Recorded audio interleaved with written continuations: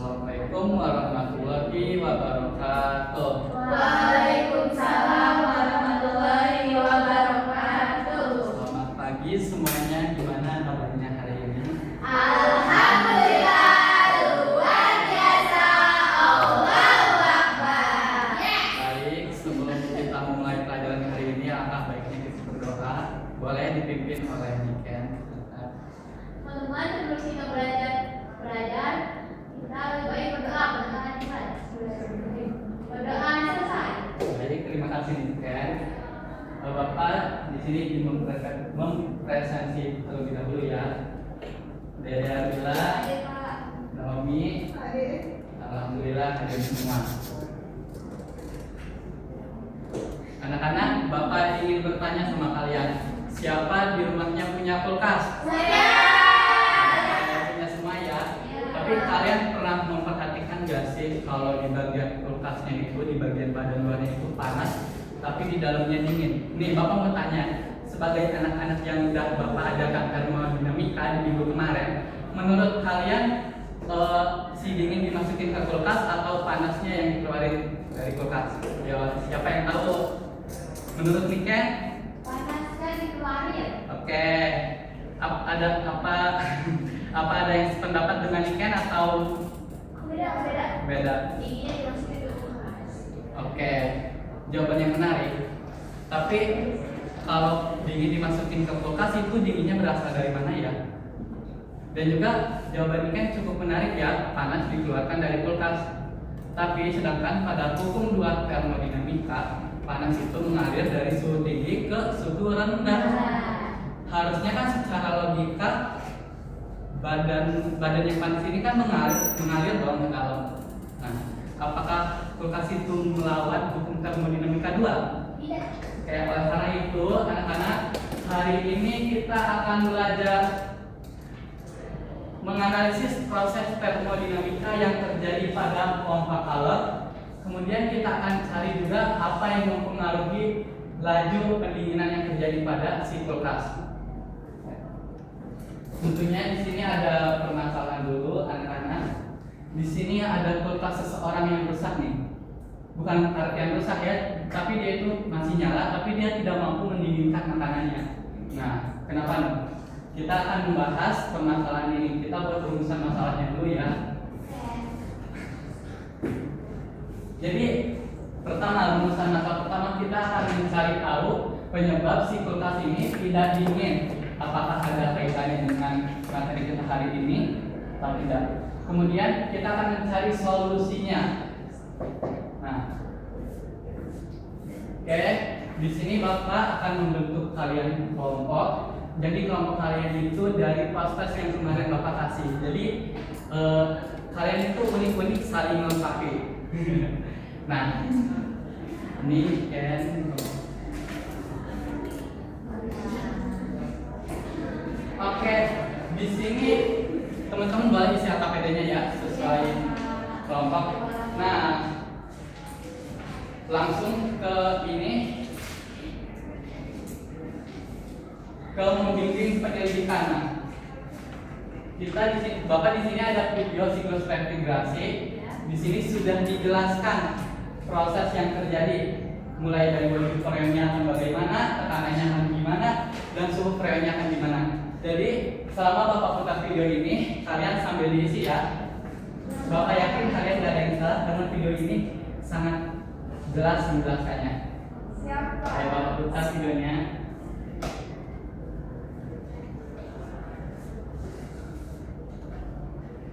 Oke, semuanya sudah diisi? Sudah. Oke, Bapak mau lihat dulu ya.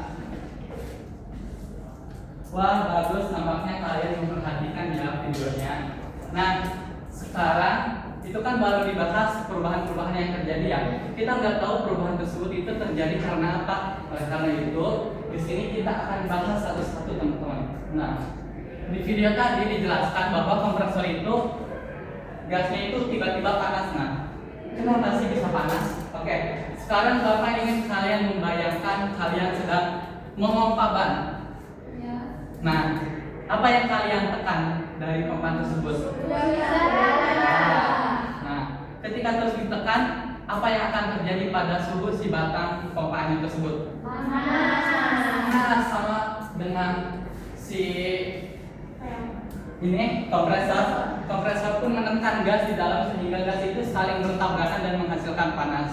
Nah, ada yang tahu istilah termodinamikanya apa? Bahwa gas yang ditekan itu akan menghasilkan panas, itu namanya apa kalau di termodinamika? Kompresi, adiabatik. Oke, lanjut. Kemudian di kondensor, dari video tadi dijelaskan bahwa gas yang panas tadi itu berubah menjadi cair. Nah, kenapa dia bisa berubah menjadi cair? Karena panasnya dikeluar. Oke, sekarang kita bayangin lagi. Kalian menuangkan air panas ke gelas, terus kalian tutup. Apa yang terjadi pada tutupnya? Ada apanya, yo? Gas tersebut yang panas itu menyentuh permukaan si kondensor sehingga berubah menjadi embun. Nah, kalau di termodinamika nama berasnya adalah betul, kondensasi. Nah, dari grafik tadi, dari tabel tadi kan dijelaskan ya bahwa di sini tuh yang berubahnya itu wujudnya doang, tekanannya itu tetap tinggi dan tetap panas. Nah, kalau dalam termodinamika apa namanya?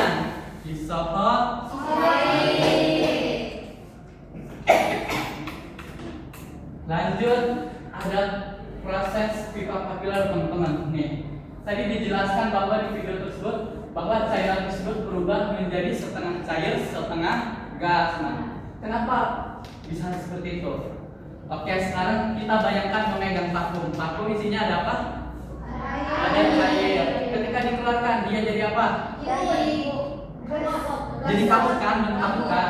Nah, sama halnya dengan si pipa kapiler ini. Nah, jadi saat dia masuk dia tuh keluar seperti kabut tadi. Lalu kenapa dia bisa turun tekanannya?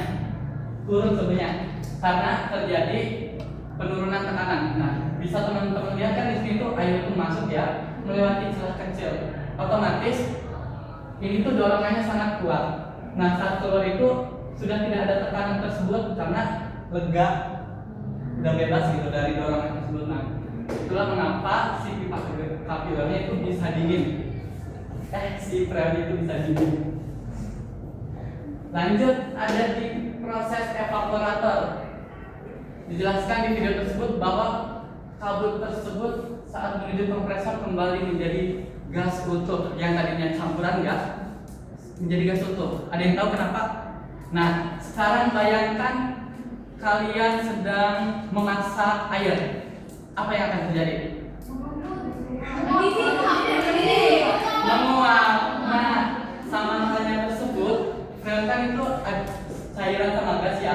Nah, bahan-bahan makanannya itu ibaratkan kompor. Jadi seperti mendidihkan si air si freonnya tersebut, makanya kembali menguap menjadi gas. Begitulah siklusnya. Oke, sekarang kita akan mencari apa aja sih yang mempengaruhi laju pendinginan pada si kulkas ini. Ya, jadi di sini Bapak ada simulasi. Perwakilan boleh maju, siapa yang mau maju? Boleh deh Ken. Kelihatan nggak? Oke, lihat di sini ada apa aja variabelnya. Ada kecepatan kompresor, beban panas, sama suhu ambivert. Kita lihat dulu berapa suhu evaporatornya. 9,8 derajat Celcius. Coba naikkan kecepatan kompresornya. Berubah enggak? Berubah, Pak. Makin apa? Makin besar. Makin dingin. Ya. Kalau diturunkan, Makin panas. Panas, Pak. ya. Jadi apakah si kecepatan itu mempengaruhi laju pendinginan? Mempengaruhi. Oke. Sambil isi ya LPD-nya ya. Iya.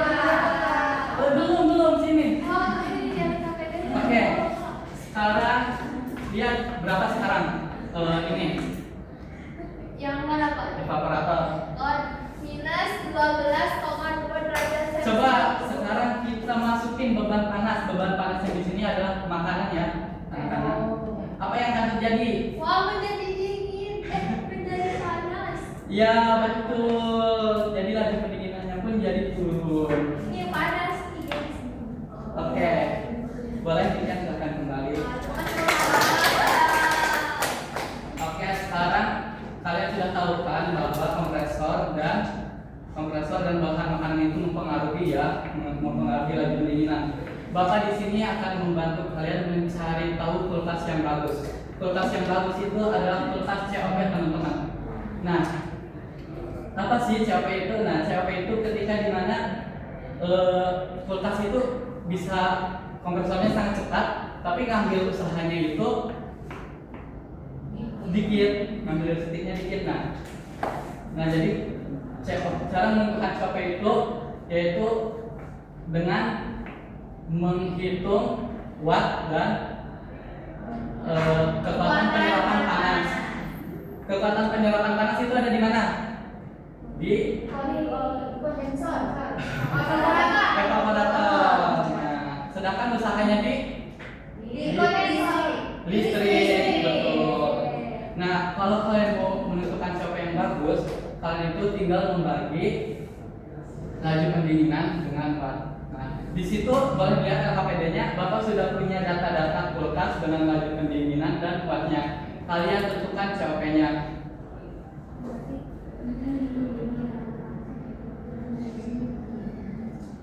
Oke, udah semuanya? Oke, sekarang Bapak minta kalian diskusi dari apa yang kalian pelajari tadi. Kalian diskusi untuk menjawab kembali rumusan masalah ini. Nanti dipresentasikan ya. Oke, apakah sudah? Siapa yang mau menyampaikan? Oke, silakan. Di sini ya Pak. Ya. Jadi kulkas yang susah mendinginkan itu terjadi karena pengaruh kekuatan kinerja kompresor dan banyaknya makanan. Solusi yang bisa diatasi adalah dengan mengecek kekuatan kinerja kompresor dan juga mengecek makanan dalam kulkas itu apakah kapasitas atau tidak. Terima kasih. Betul. Beri tepuk tangan dulu untuk Mbak Nia. Ya, jadi memang benar ya. Dalam kulkas itu terjadi proses refrigerasi di mana dia itu laju pendinginannya itu ditentukan oleh kecepatan kompresornya. Jadi anak-anak, kalau kulkas kalian bermasalah itu kalian tinggal pergi ke tekniknya, ke tukang teknik. Tapi perlu kalian ingat bahwa freon itu tidak akan pernah habis, karena sesuai hukum termodinamika 1, energi itu tidak akan habis tidak akan hilang tapi akan berubah betul. Seperti yang tadi dijelaskan bahwa gas berubah jadi cair, jadi setengah cair dan kembali jadi gas. Nah, jadi kalau ada teknisi yang bilang kalau freonnya habis, itu pasti bohong. Iya. Jadi kalian harus pintar-pintar lagi ya.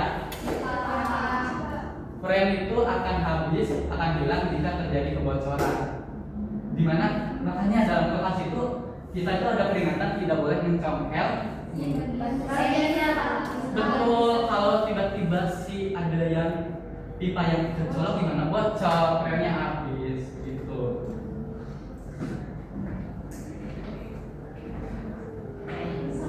Oke, di sini Bapak ada refleksi, boleh kalian isi apa yang belum kalian pahami dan juga apa yang kalian dapatkan.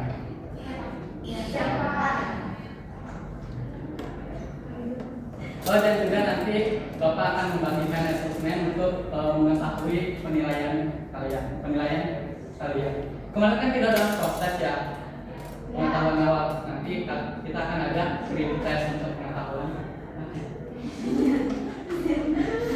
Oke, cukup sekian dari Bapak. Mohon maaf jika ada kekurangannya. Wassalamualaikum warahmatullahi wabarakatuh.